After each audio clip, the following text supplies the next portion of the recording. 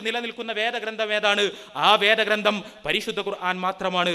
പരിശുദ്ധ ഖുർആൻ മാത്രമാണ് ലോകത്ത് മനുഷ്യരെ കണിശമായും കർക്കശമായും വ്യഭിചാരം തിന്മയാണ് എന്നും വിവാഹം നന്മയാണ് എന്നും കുടുംബത്തെ നിലനിർത്തണമെന്നും കുടുംബത്തെ തകർക്കുവാനുള്ള മുതലാളിത്തത്തിന്റെ കുടില പരിശ്രമങ്ങൾക്ക് നിങ്ങൾ കൂട്ടുനിൽക്കരുത് എന്നും എന്ത് വില കൊടുത്തും സംരക്ഷിക്കേണ്ട ദൈവികമായ സ്ഥാപനമാണ് വിവാഹവും കുടുംബവും എന്നും ലോകത്തെ ഉത്ബോധിപ്പിക്കുവാൻ അവശേഷിക്കുന്ന ഒരേ ഒരു വേദഗ്രന്ഥം എന്ന് പറയുന്നത് പരിശുദ്ധ ഖുർആനാണ്. വിശദമായി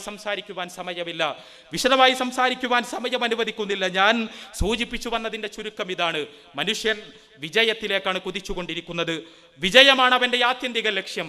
ആ വിജയത്തിലേക്കുള്ള പ്രയാണത്തിൽ മൂല്യങ്ങൾ ബലികഴിക്കപ്പെടുന്നു. അവിടെ മൂല്യബോധമാണ് വിജയത്തിന്റെ നിദാനമെന്ന് മനുഷ്യരെ ബോധ്യപ്പെടുത്താൻ വേണ്ടിയാണ് വേദഗ്രന്ഥങ്ങൾ അവതരിപ്പിക്കപ്പെട്ടത്. പക്ഷേ ആ വേദഗ്രന്ഥങ്ങളിൽ തന്നെ കലർപ്പുകൾ ഉണ്ടായി. ആ വേദഗ്രന്ഥങ്ങൾ തന്നെ മാറ്റിയെഴുതപ്പെട്ടു. അതിൻ്റെ അടിസ്ഥാനത്തിൽ മനുഷ്യർക്ക് ആവശ്യമായ മൂല്യസങ്കല്പങ്ങൾ പ്രദാനം ചെയ്യുന്നതിൽ അവ ദയനീയമായി പരാജയപ്പെടുന്ന സ്ഥിതിവിശേഷമുണ്ടായി. അപ്പോഴാണ് അവസാനത്തെ വേദഗ്രന്ഥമായ പരിശുദ്ധ ഖുർആൻ അവതരിപ്പിക്കപ്പെട്ടത്. ആ പരിശുദ്ധ ഖുർആൻ മാനവരാശിയുടെ മുമ്പിൽ സജീവമായി ജീവനോടുകൂടി ആത്മാവോടുകൂടി അവതരിപ്പിക്കപ്പെട്ട അതേ അക്ഷരങ്ങളോടുകൂടി ഇന്നും നിലനിൽക്കുന്നു. ഖുർആൻ മനുഷ്യന്റെ മനസ്സിനെ സംരക്ഷിക്കുന്നു. പടച്ചതമ്പുരാൻ അവനെ നിരീക്ഷിക്കുന്നു എന്ന ബോധം വളർത്തുന്നു.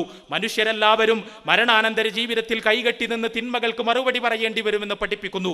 അതോടൊപ്പം എന്താണ് നന്മ, എന്താണ് തിന്മ എന്ന് കൃത്യമായി യാതൊരുവിധ ആശയക്കുഴപ്പങ്ങളുമില്ലാതെ വകതിരിച്ച് മനുഷ്യരെ ബോധ്യപ്പെടുത്തുന്നു.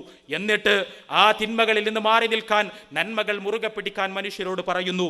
അത് പറഞ്ഞുകൊണ്ട് പരിശുദ്ധ ഖുർആൻ മാനവരാശിയെ ഉത്ബോധിപ്പിക്കുകയാണ്. നിങ്ങളുടെ സ്വച്ഛന്തമായ പ്രകൃതി അതാണ്, വക്രതയില്ലാത്ത പ്രകൃതി. ആ പ്രകൃതിയിൽ നിലനിൽക്കാൻ നിങ്ങൾക്കായാൽ നിങ്ങൾക്ക് വിജയിക്കാൻ കഴിയും.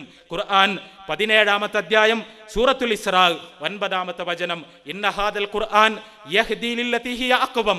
തീർച്ചയായും ഈ ഖുർആൻ മനുഷ്യരെ ഏറ്റവും ചൊവ്വായതിലേക്ക്, ഏറ്റവും നേരായ മാർഗത്തിലേക്ക്, ഒരു വക്രതയുമില്ലാത്ത ജീവിത പാന്താവിലേക്ക്, തിന്മയുടെ ലാഞ്ചന പോലുമില്ലാത്ത വിശുദ്ധമായ പാതയിലേക്ക്, നന്മകൾ പ്രഭചൊരിയുന്ന അത്യുന്നതമായ പാതയിലേക്ക് ഈ പരിശുദ്ധ ഖുർആൻ മനുഷ്യരെ വഴി നടത്തുന്നു. വയുബശ്ശിറു ഇന്ന ഹാദൽ ഖുർആന യഹ്ദി ലില്ലതി ഹിയ അഖ്വം വയുബശ്ശിറുല്ലദീന യഅമലൂന സ്വാലിഹാത്തി അന്ന ലഹും അജ്റൻ കബീറ. അതോടൊപ്പം സൽക്കർമ്മമനുഷ്ഠിക്കുന്ന, നന്മമനുഷ്ഠിക്കുന്ന ആളുകൾക്ക് വളരെ വലിയ പ്രതിഫലം വരാനിരിക്കുന്നു എന്ന് മനുഷ്യർക്ക് സന്തോഷ വാർത്ത അറിയിക്കുകയും ചെയ്യുന്നു പരിശുദ്ധ ഖുർആൻ. നിങ്ങളുടെ തുറന്ന ചർച്ചയ്ക്ക് വേണ്ടി, വിമർശനങ്ങൾക്കും ചോദ്യം ചെയ്യലുകൾക്കും പ്രശ്നവൽക്കരണങ്ങൾക്കും എല്ലാം വേണ്ടി ഈ വിഷയത്തെ, വിശുദ്ധ ഖുർആനിന്റെ ധർമാധർമ്മ വ്യവച്ഛേദന രംഗത്തെ ന്യൂനതയെ സംബന്ധിച്ച ഈ പ്രതിപാദനത്തെ നിങ്ങൾക്ക് മുമ്പിൽ സമർപ്പിച്ചുകൊണ്ട് എൻ്റെ വാക്കുകൾ ഞാൻ ഉപസംഹരിക്കുന്നു. വാഖിർ ദഅ്വാനാ അൽഹംദുലില്ലാഹി റബ്ബിൽ ആലമീൻ.